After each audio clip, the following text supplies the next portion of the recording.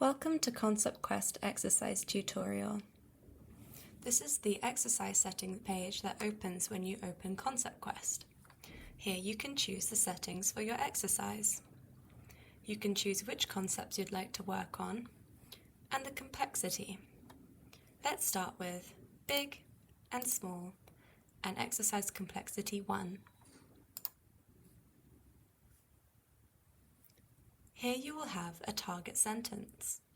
Can you point to the tower that looks small? And then you click on the icon that you think is correct. For example, if you were doing this exercise with a child, you can model the language for them. Can you spot the car which is small? Okay, which car do you think is small?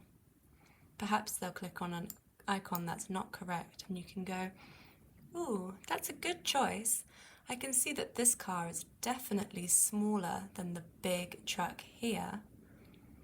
But what about this car in the middle? Do you think it's bigger than the red car? No, I think it's definitely smaller.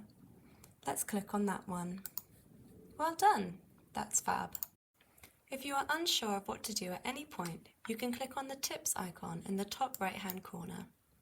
This will tell you what it's targeting and how to build language. You can also change the exercise settings at any point in your activity. Just click on the icon in the top right-hand corner and edit your settings as necessary.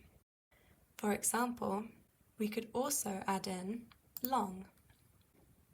When you get to the end of the exercise, you can either repeat the exercise or go back to the home page. I hope that's helpful and I hope you enjoy using Concept Quest on Chatterdillo.